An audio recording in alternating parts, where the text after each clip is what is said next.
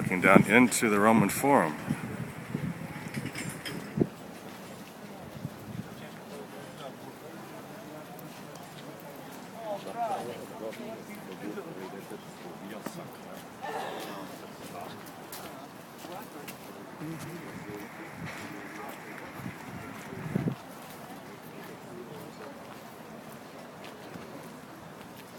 It's almost like bones of a giant mastodon sticking up out of the ground.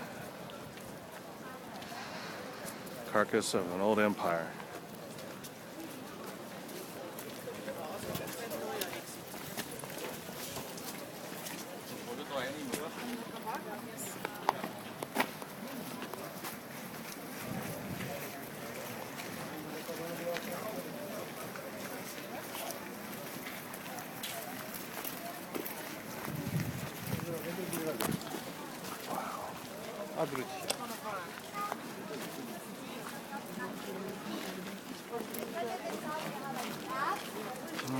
Cow.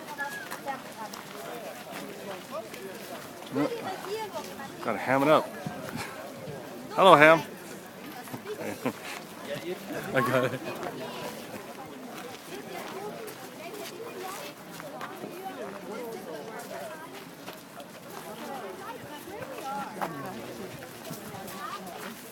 So Rome was founded 753 BC by a man by the name of Romulus.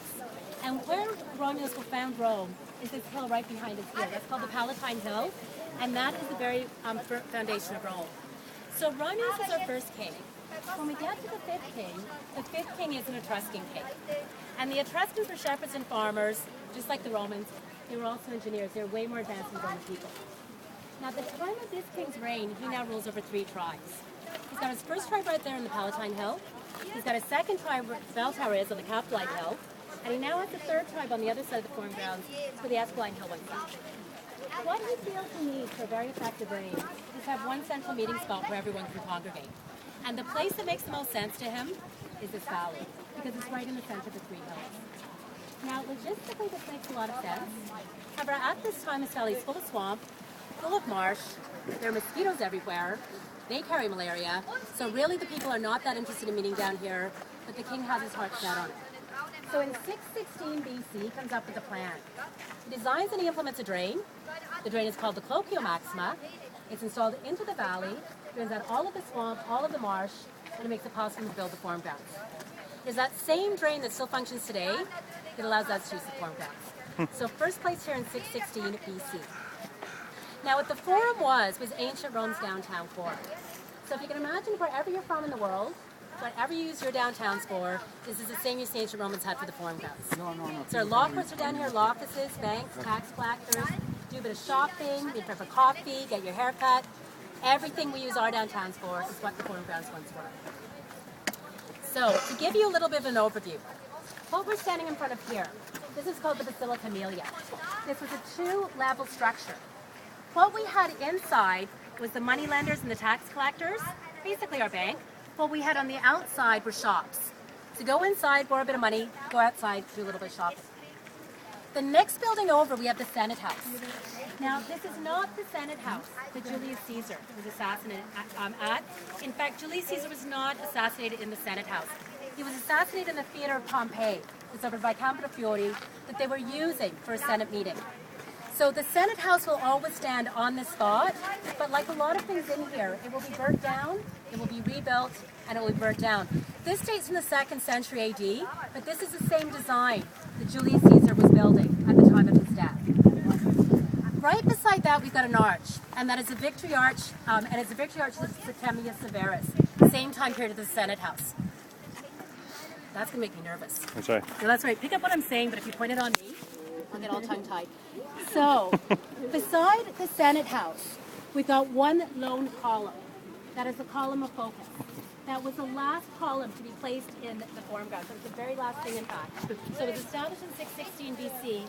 608 AD is the last time a monument will be placed here.